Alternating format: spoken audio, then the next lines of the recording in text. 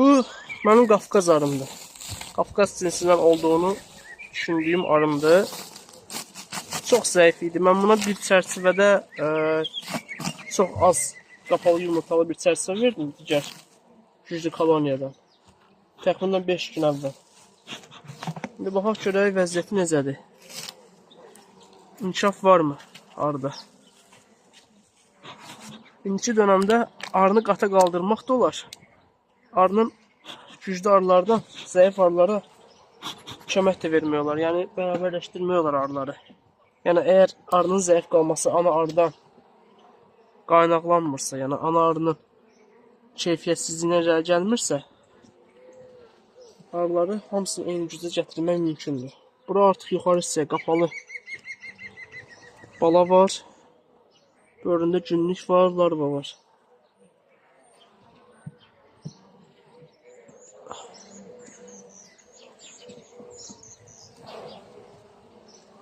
Məndə hal-hazırda 3 koloniya arı qata çıxmaq üzrədir. Artıq ikisini qata qaldırmışam.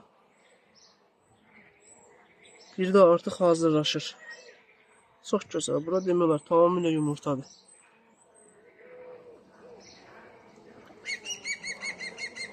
Qata qaldırdığım arının birini böləcəm. Onun üçün qata qaldırmışam. Digərini isə təcrübə eləmək üçün. Görək necə olur.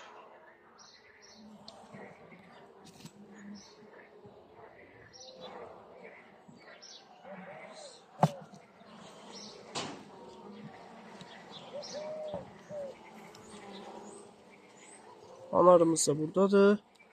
Mən təxmini ana arının rənginə görə deyirəm bu Qafqaz arısıdır. Həm də 2 nəsil əvvəl aldığımız Qafqaz arısının balasıdır. Düz mələzləşir get-gedə. Çünki ətrafda fərqli cinsdən olan arılar var. Karnika var. Lakvas var. Karpat var. Yəni qarışır, mələzləşir.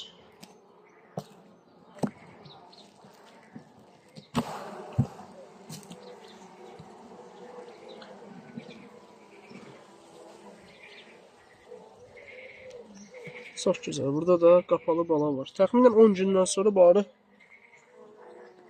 bu çərçivələri sıxmayacaq. Balalar doğulub bir partiyada bala qoyulduqdan sonra. Yəni pis deyil.